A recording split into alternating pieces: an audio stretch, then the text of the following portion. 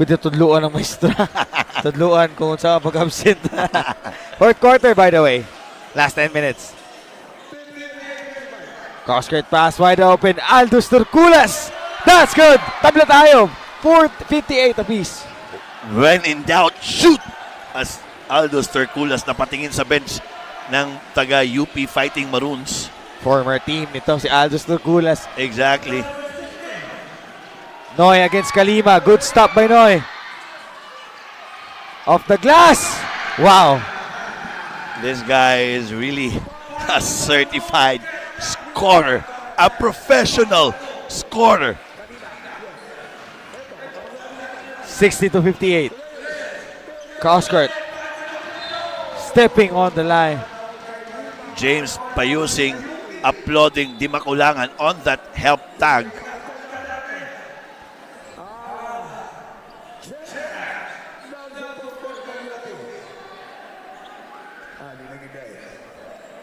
Nagpalit lang tayo ng bola dito, Coach, right after.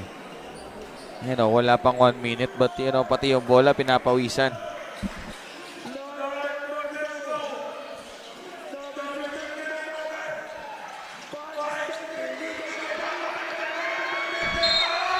In transition, that's a foul. Onoy Rimogat. Yun lang. 4 personal fouls na. Yeah, one of the most important player for Coach Yuri Iscueta.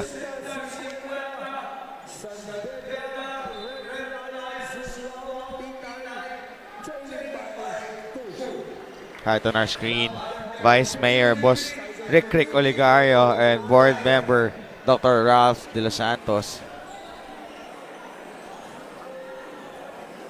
At the line, Itule for San Beda. Down by 2 points, Coach Paul.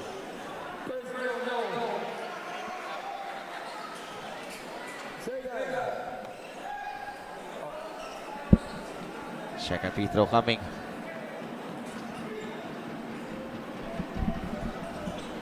Eight and 59. Itule. Tie game.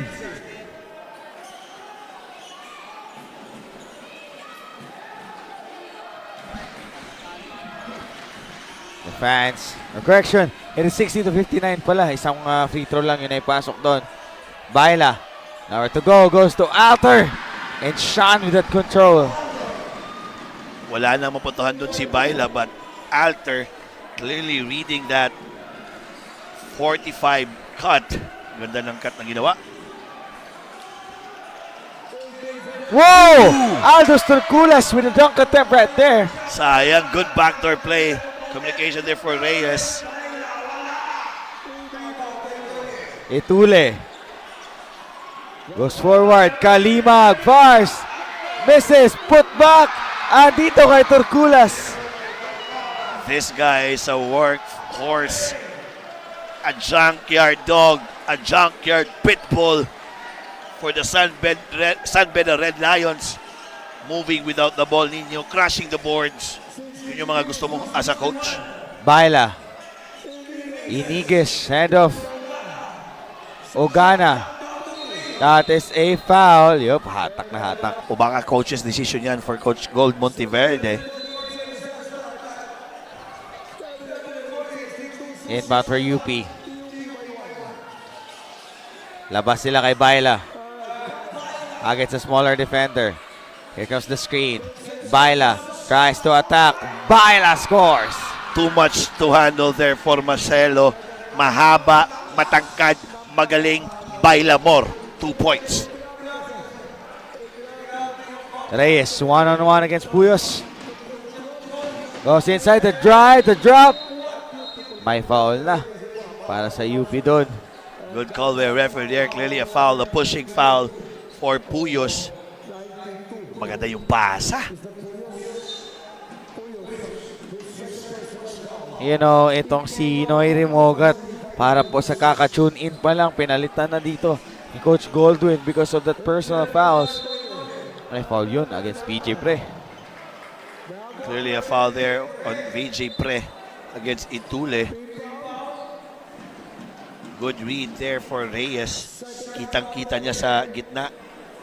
Clearly it was sealed there. Ito si Itule, Nino, no, matangkad rin eh. And he can really score from the outside. Manipis but solid eh, no? Tsaka Oo. may wingspan. 3-3 yun, last game, last 2 minutes. Kaya naglaro sila dito sa finals natin. Crucial shots for them. 64-61. Reyes. Traveling for Tortulas. Sayang, hindi niya lang na-set yung jump stop niya. It should have been a slam dunk. Good rip move there for Etule. Switch sila dito ha. Pero double curse kasi itong UP San Beda coach eh, no? Ogana. Left open. Back iron. Save by Pre. Hindi na. Hinabol ni VJ Pre. A bit forced that time for Ogana. Sayang eh, nag-switch, hindi niya nakita. Itong VJ Pre has that advantage on the post. 64-61. Hamora, pumasok na din dito. 6-54. Hamora. Played away by Marcelo. That's an air ball. Good defense that time for all players of Fighting Maroons. Importante yun ninyo eh. Kung sinong nagbantay sa bola, especially yung off the ball. Puyos, one-on-one against Zamora. Dalawang taga Davao to. 64-61. Shot clock at 10. Gani Stevens. Baila. There's a block from behind doon. The Cat stolen away. Baila. Escapes and scores for UP. You see the change of speed there for Baila more.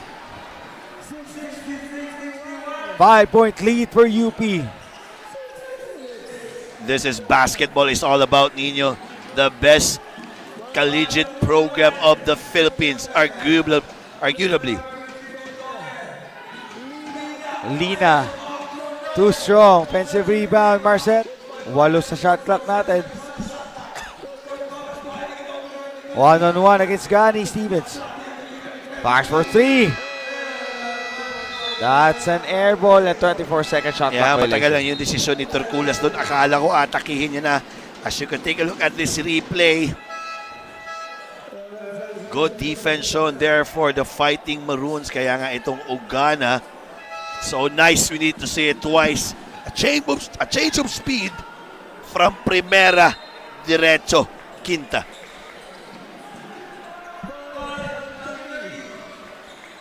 Five minutes time remaining. Puyos. Here comes Baila. Gani. DJ Pre yung didiskarte against Etule. Steps back, fires. Tabingi. Rebound for San Beda. 66-61. 5 minutes. Kalahati na po ng ating fourth quarter. Hawkins with a turnover. Sayang, good pass there for Etule between the legs, using his left hand to pass. Hawkins just missing that pass. Butterfingers.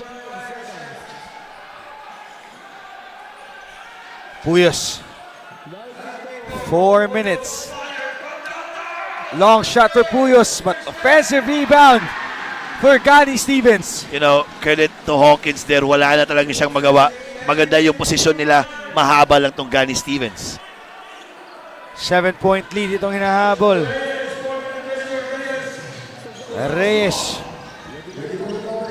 3 pa lang itong naibibigay nitong isang Reyes sa ball game natin. Extra step. That is a foul on Puyos. Nakita talaga ng ref. Natamaan eh.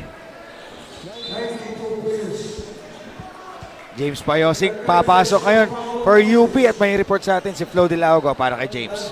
Salamat ninyo. Noong day 1, iniwasan ni James Payosig na makalaro ang kanyang former team, pero ngayon daw he has to face the reality. Kwento kasi ni Pai, San Beda still holds a special place in his heart. Ikaw ba naman manalo ng championship at mag-finals MVP pa, tapos sa isang iglap nasa kabilang court ka na at kalaban mo na sila. Dagdag ni Pai, the reason I left San Beda was because hinahanap ko yung UAAP competition. Nothing but love from Pai, but at the same time, ang kanyang exact dialogue, basketball is nothing personal. Trabaho lang. Ninyo and Coach Paul. Oo, trabaho nga lang, Flo, no? And you know, Coach, you grow up with San Beda's program, no? But ito, time out muna tayo. 68-61. Bola pa rin ngayon ng UP.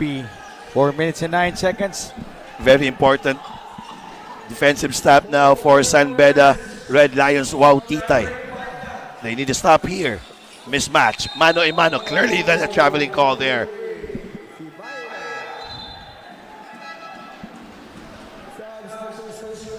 Ball will go back now to Wow Titay San Beda Red Lions. A chance now to cut down the lead. If I'm UP here, they need really to trap itong Itule. Miss shot for Itule. Payosing. Here is RV Puyos. VJ Pre yung tatanggap. Gani Stevens, no call right there. Kalimag. Sayang eh. Baila. That's a bad foul there for Baila. Dalawa sila yun eh. Nandun na si VJ Pre, but credit as Kalimag not settling for an open shot sa 3 points. Who earlier, Nino, is very hot for the field on that first half. State 61.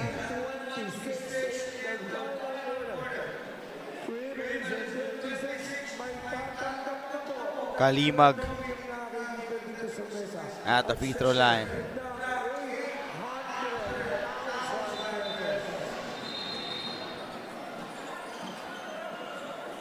Sa scorer's table natin dito ngayon. Ito si Ugana.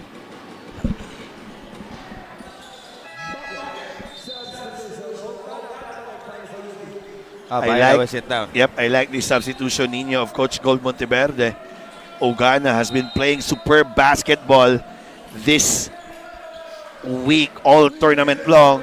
And I believe Nino, ito na Rimogat, he will finish this game, that's for sure. 3 minutes sa ating oras. Ganda ng pagka-upo doon ni Rimogat, no?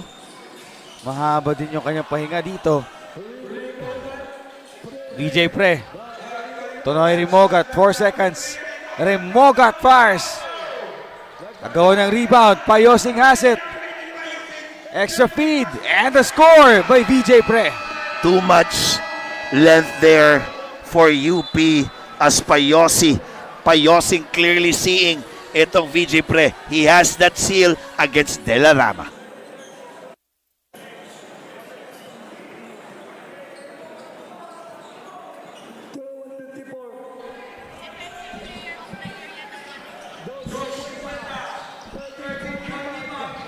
Here comes Kalimag. Turkulas. Extra feed. Sayang De La Rama. Nag-cut eh. As Turkulas clearly attacking there on the left side of the court. Hinahanap niya yung corner. Kung nandun siya, papasa yan. Ito De La Rama, nakakusot to ng 3 points eh. Oo, itong De La Rama nga, nagbigay ng kanyang tuyo na shorts doon. Kay Turkulas at yun nga, nag-airball. By the way, ito si De La Rama, galing Baste pala to, no? Ito yung bagong kuha ka, defensive player under the system of Coach Rob Labagala. Yes, exactly. Yan yung chismis natin ni Flo Del Agua. He will play after this year. Eligible na yan. Again, talking about now, San Beda has 1 team foul pa lang at itong UP nasa penalty na.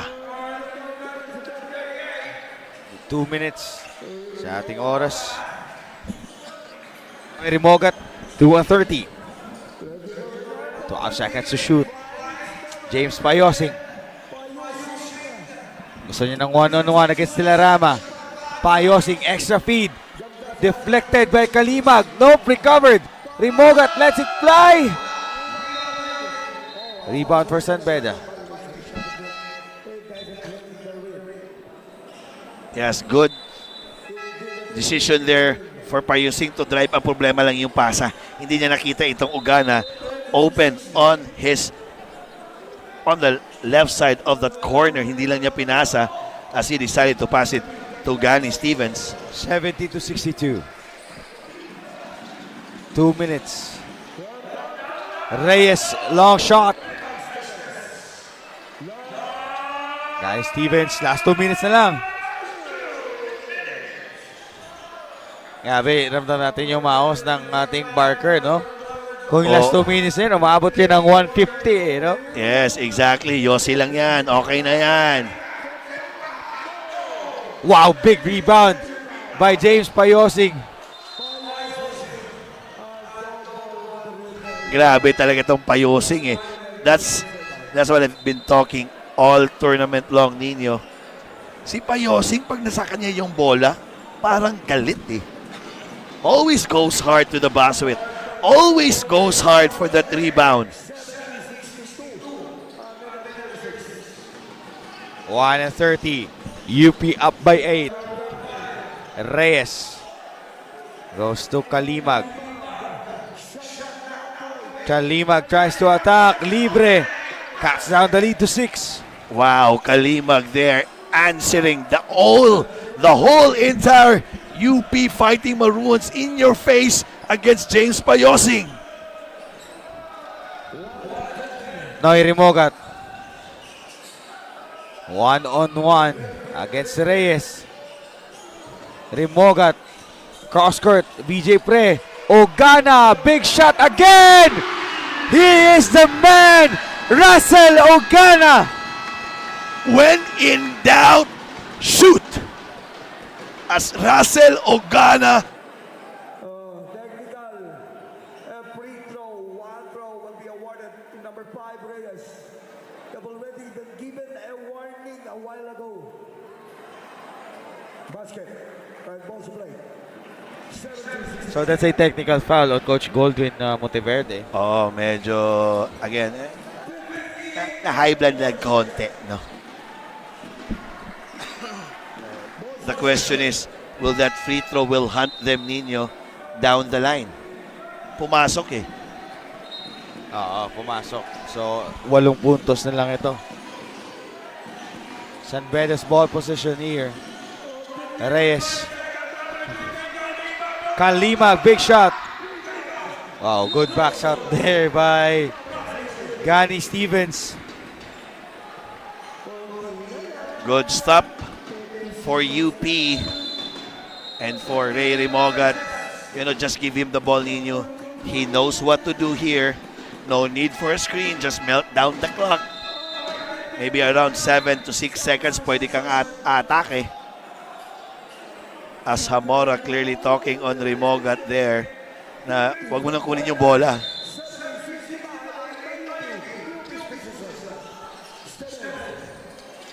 BJ Pre. Ugana fakes. Noy Rimogat will take care of this one for UP. That's a foul on Itule.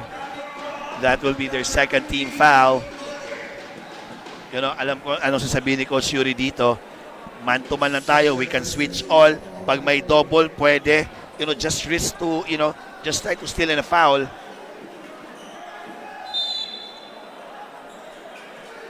(73-65). Payosing controlling it. Payosing to the corner. James, nabitawan pa. 3 seconds. Yes, again, Gani Stevens, pwede naman siyang hindi pumunta doon eh. You just need to let the clock melt. And we have a timeout here for Coach Yuri Squeta. For sure, Nino, they will opt for a quick 3 here. We'll be right back. A foul on San Beda. Third na nila.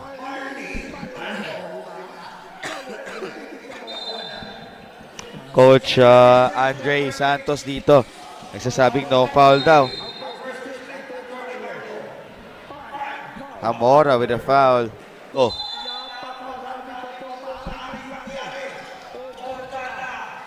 Noy Rimogat advances it to Payosing. Ito, final na nila si James.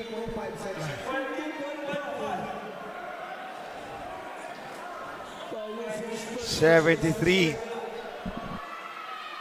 67.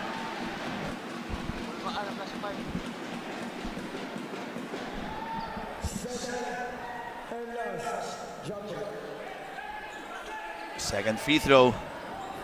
San Beda now hoping for a miss. And then a three-pointer.